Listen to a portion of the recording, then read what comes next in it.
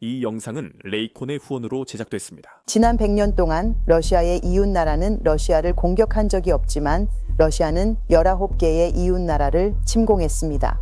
그러니 푸틴이 지금 당장 태도를 바꿀 거라고 믿을 이유는 없습니다. 젤렌스키는 방금 블라디미르 푸틴에게 판을 뒤집었고 크렘린의 가장 깊은 거짓말을 폭로했습니다. 세계 무대에서 푸틴은 오랫동안 평화 협상을 방해하기 위해 하나의 냉소적인 변명을 사용해왔습니다. 젤렌스키가 집권 중인 한 어떤 평화 협상도 수용하지 않겠다고 그는 계속 밝혔습니다. 그는 젤렌스키가 임기가 끝난 불법적인 지도자라고 주장했습니다. 그는 이 거짓말로 협상을 지연시키고 결국 자신이 서명한 합의를 깨뜨릴 구실을 만들었습니다. 이제 젤렌스키는 푸틴의 허세를 간파했습니다. 그는 한 가지 조건만으로 선거 준비가 됐다고 했습니다.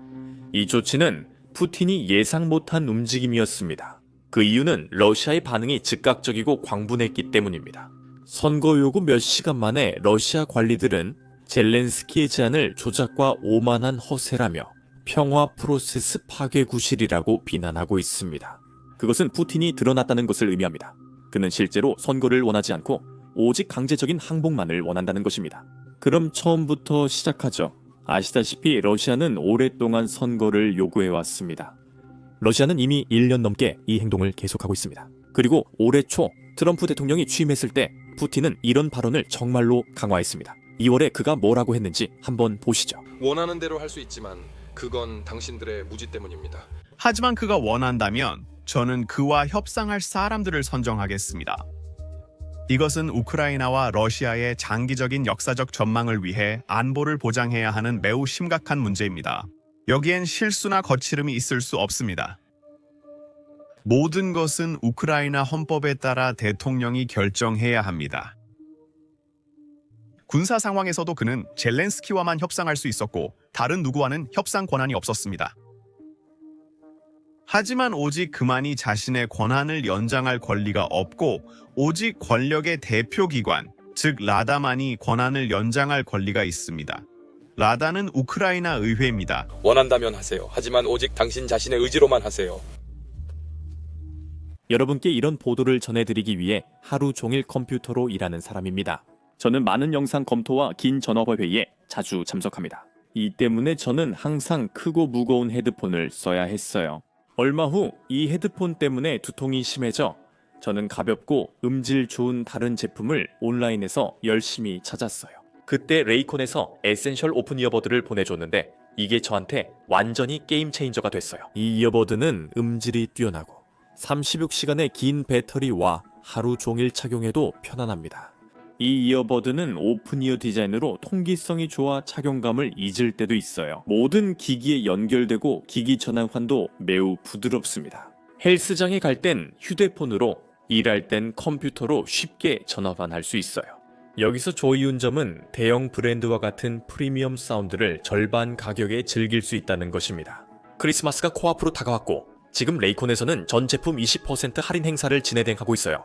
그러니까 지금이야말로 사운드를 업그레이드하거나 선물을 미리 준비하기에 완벽한 시기입니다. 얼리딜은 금방 끝나니 지금 바로 방문하세요. 설명란 링크 또는 viewraycon.com/businessbasicsopen에서 20% 할인 받으세요. 저도 레이콘을 사용 중이며 여러분께 추천합니다. 이번 영상 후원해주신 레이콘에 감사드립니다. 푸틴은 젤렌스키가 임기가 끝나 평화협정에 서명할 권리가 없다고 하제했습니다. 하지만 실제로 우크라이나 헌법에 따르면 계엄령에서는 선거를 치를 수 없다고 명시되어 있습니다. 우크라이나가 계엄령을 선포한 건 푸틴 침공 때문입니다. 그러니까 푸틴이 정말로 우크라이나의 선거를 걱정한다면 그냥 침공을 멈추는 게 좋을 겁니다. 논리적으로 말하기 전에 이틀 전 일부터 보여드리겠습니다. 어떤 이유에서인지 미국 대통령이 러시아 독재자와 똑같은 거짓말을 반복하는 일이 있었습니다. 트럼프 대통령의 말을 잘 듣고 기억하세요. 이 발언은 미국, 우크라이나, 러시아가 협상 중에 나왔으니 참고해 주세요. 우크라이나가 이제 선거할 시기일까요? 어떻게 생각하시나요? 네, 저도 그렇게 생각합니다. 오랜 시간이 지났고 특별히 잘 되고 있지도 않았으니까요. 네, 이제 선거를 치를 중요한 시기라고 생각합니다. 그들은 선거를 치르기 위해서가 아니라 전쟁을 이용하고 있습니다. 그러나 우크라이나 국민들이 선택할 수 있어야 하며 젤렌스키가 이길 수도 있다라고 생각합니다. 누가 이길지 모르지만 그들은 오래 선거를 치르지 않았습니다. 알다시피 그들은 민주주의에 대해 이야기하지만 어느 순간부터는 더 이상 민주주의가 아니게 됩니다. 이제 모두가 미국 남북전쟁 당시에도 미국이 전쟁 중에 선거를 치렀다는 예를 들곤 합니다. 하지만 그건 1964년의 일이라는 점을 기억해야 합니다. 그리고 전쟁은 지금과는 아주 다르게 치러졌습니다. 가장 최근의 예 중 하나는 사실 영국입니다. 영국은 독일이 폭격을 가했기 때문에 제2차 세계대전 중에 선거를 연기했습니다. 그리고 여기에 더해 우리는 제2차 세계대전에서 나온 다른 예시들도 있습니다. 나치 점령이 그 중 하나입니다. 네덜란드도 같은 이유로 그렇게 했습니다.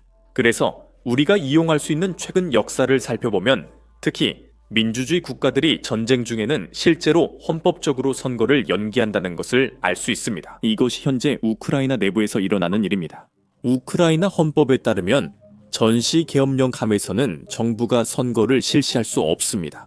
그리고 우리가 정말로 민주주의를 보호하는 것에 대해 이야기하고 싶다면 러시아를 한번 살펴봅시다. 우크라이나는 25년간 대통령이 5명이었지만 러시아는 2명뿐이었습니다. 그리고 실제로는 푸틴이 항상 권력을 잡고 있었습니다. 왜냐하면 메드베데프가 대통령이 되었을 때도 푸틴은 총리였기 때문입니다. 또한 메드베데프는 푸틴의 대학 친구로 푸틴이 시키는 일은 모두 한다는 점도 기억해야 합니다. 메드베데프는 임기 종료 발표 시 나는 러시아를 이끌 적임자가 아니다라며 푸틴에게 권력을 넘겼습니다. 이것만 봐도 푸틴이 대통령이 아니던 한 임기 동안 얼마나 권력이 컸는지 알 수 있습니다. 그리고 기억하세요. 그는 여전히 총리였습니다. 2012년에 일어난 이 좋지 않았다는 걸 러시아인들도 알았다는 점을 잊지 맙시다. 수십만 명의 러시아인이 실제로 모스크바와 상트페테르부르크에서 시위했습니다. 아마도요. 이것은 최근 역사에서 우리가 본 러시아 내 최대 규모의 시위 중 하나였을 것입니다. 왜냐하면 러시아인들은 푸틴이 다음 독재자가 되는 것을 원하지 않았기 때문입니다. 러시아 헌법상 대통령은 2번만 임기 가능했어요. 그 이후에 무슨 일이 있었는지 아세요? 이것은 푸틴이 첫 번째 대통령 선거에 출마할 때 출간한 책입니다. 그는 이 책으로 선거운동을 했습니다. 이 책에서 푸틴은 대통령 임기 연장 목적으로 헌법을 바꿀 생각이 있냐는 질문에 아니오라고 답합니다. 그래서 2000년에 그는 절대 그것을 바꾸지 않겠다고 말합니다. 그런데 불과 12년 후 그는 그것을 바꾸고 사실상 종신 대통령이 됩니다. 사실상 독재자입니다. 이 모든 것은 중요하지 않습니다. 젤렌스키 대통령이 푸틴과 트럼프 대통령에게 동의했다고 그는 말했기 때문입니다. 그는 선거에 나서지만 한 가지 조건이 있다고 합니다. 그 조건을 들어보시죠. 저는 선거입니다. 보세요. 지금 우크라이나에는 계엄령이 시행 중입니다. 계엄령 해서는 선거가 치러지지 않습니다. 그건 우리 헌법에 명시되어 있습니다. 제 결정이 아니라 법입니다. 저는 권력 집착과 관련해 여러 번 말했듯이 최대한 빨리 선거를 치를 준비가 되어 있습니다. 하지만 우리 국민이 죽어가고 우리나라 일부가 점령당했으며 유권자들의 안전을 보장할 수 없는 상황에서는 아닙니다. 투표소에 미사일이 떨어지는 상황에서 선거를 치른다고 상상해 보세요. 누가 참여하겠습니까? 어제 저는 미국과 유럽연합이 우리에게 절대 깨질 수 없는 철통 같은 안전 보장을 해준다면 60일에서 90일 안에 선거를 치를 수 있다고 말했습니다. 그것은 권력에 집착하는 것이 아니라 책임감입니다. 우리는 평화나 모두가 존중하는 진정한 휴전이 필요합니다. 그것 없이는 선거가 희극에 불과하다는 것을 모두가 압니다. 전쟁은 구실이 아니라 우리에게 강요된 현실입니다. 우리는 민주주의를 위해 싸우고 있는 것이지 민주주의에 반대하는 것이 아닙니다. 그것을 의심하는 사람이 있다면 그들은 우리가 매일 무엇을 마주하고 있는지 보지 못한 것입니다. 앞으로 60, 90일 내에 우크라이나는 선거를 준비할 것입니다. 기본적으로 젤렌스키가 말하는 것은 푸틴이 그렇게 선거를 원한다면 나토군을 우크라이나에 파병해서 나라를 안전하게 지키고 그 다음에 우크라이나 국민들이 안전하게 투표할 수 있게 하자는 겁니다. 지금요? 분명히 말씀드리자면 젤렌스키가 나토군이라는 말을 직접적으로 한 것은 아닙니다. 그는 서방 파트너들이 우크라이나 국민이 투표할 수 있도록 충분한 안전을 제공해야 한다고 했습니다. 이는 타당한 주장입니다. 왜냐하면 기억하세요. 러시아는 매일 밤마다 우크라이나 도시들을 공격하고 있습니다. 매일 밤마다 수백 대의 드론을 보내고 때로는 단 하룻밤에 500대의 드론을 보내기도 합니다. 그 나라가 그리고 그 나라의 시민들이 끊임없이 폭격을 당하고 있는 상황에서 어떻게 자유롭게 투표할 수 있을 거라고 기대할 수 있겠습니까? 또한 약 9만 명의 우크라이나인이 최전선에서 나라를 지키고 있다는 점도 잊지 맙시다. 선거가 열리면 우크라이나는 모든 군인이 투표하길 원합니다. 선거에 출마하고 싶은 누구나 충분한 기회를 가집니다. 그리고 리들 블라디미르의 침공 때문에 나라를 떠나야 했던 수천만 명의 우크라이나인들도 잊지 맙시다. 그래서 유럽 여러 나라뿐 아니라 미국과 캐나다에도 우크라이나 난민들이 있을 거라고 확신합니다. 그래서 우크라이나는 전쟁 중에 치러지는 어떤 선거에서도 여전히 우크라이나 시민인 이 모든 사람들이 자신의 목소리를 낼 수 있도록 하고 싶어 할 것입니다. 그리고 이 모든 것에는 러시아가 항상 우크라이나 선거를 방해하고 올바른 투표를 방해하려고 한다는 사실조차 고려되지 않았습니다. 왜냐하면 생각해보세요. 만약 러시아가 싫어하는 후보를 지지하는 지역이 어딘지 알게 된다면 그 지역을 그냥 폭격할 수 있기 때문입니다. 투표 당일에는 사람들이 대피소에 머물러 투표할 기회도 없어집니다. 이렇게 하면 러시아는 거의 노력 없이 선거 결과를 쉽게 조작할 수 있습니다. 게다가 러시아가 잘 알려진 소셜미디어 선전도 할 수 있고 텔레비전 선전도 할 수 있습니다. 그리고 제가 모르는 다른 많은 방법들도 분명 있을 겁니다. 러시아는 우크라이나에서 자유롭고 공정한 선거가 이루어지지 않도록 그런 방법들을 사용할 수 있습니다. 이것이 젤렌스키가 서방의 안보를 요청하는 이유입니다. 그것은 미국뿐만 아니라 그동안 우크라이나를 지지해온 유럽 국가들도 포함된다는 뜻입니다. 미국이 우크라이나 민주주의를 걱정한다면 젤렌스키가 선거를 안전하고 자유롭게 치르도록 도와야 합니다. 그거 아세요? 젤렌스키 계획에 반대하는 사람이 누군지 아십니까? 러시아 대변인은 젤렌스키가 외국의 지원을 받는 선거를 요구했다며 이를 새로운 수준의 냉소라고 비난했습니다. 실제로는 젤렌스키가 외국의 지원을 받는 선거를 요구하는 것이 아니라 오히려 외국이 개입하지 않는 선거를 원하고 있습니다. 그래서 그는 단지 안전을 원할 뿐이고 안전을 요구하고 있습니다. 그런데 이제 러시아는 어떤 이유에서인지 이 계획에 반대하고 있습니다. 도대체 왜 그런지 궁금하네요. 또 다른 러시아 특사 외교관도 이것이 평화협상과 프로세스를 무너뜨리기 위한 방법일 뿐이라고 말합니다. 저는 방금 푸틴이 선거가 없으면 평화도 없다고 말하는 걸 들은 것 같은데요. 그리고 이제 우크라이나가 선거를 치를 준비가 됐는데 러시아인들은 이건 평화 진전을 막기 위한 변명일 뿐이다 라고 말하고 있습니다. 게다가 또 다른 러시아 외교관은 젤렌스키가 선거를 치를 준비가 됐다고 한 발언이 오만한 허세이자 규칙을 조작하는 것이라고 말했습니다. 그는 선거를 위해 일부러 받아들일 수 없는 조건을 제시하고 있습니다. 자유롭고 공정한 선거는 러시아에 용납되지 않는 것 같습니다.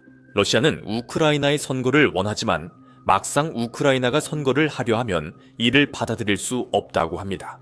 이런 일은 새롭지 않습니다. 조 윌슨 하원 의원이 지적했듯이 우크라이나는 트럼프 대통령이 올해 제시한 6가지 평화 제안을 모두 받아들였습니다. 러시아는 아무것도 받아들이지 않았습니다. 이는 푸틴이 평화를 원하지 않기 때문입니다. 그는 시간을 끌며 협상을 지연시키고 우크라이나 가족과 아이들을 계속 죽이려 합니다. 즉 트럼프 대통령이 살인을 멈추고 싶다면 우크라이나 항복이 아니라 러시아의 평화 제안을 압박해야 합니다. 사실 트럼프 대통령의 이 발언은 우크라이나 민주주의와 무관합니다.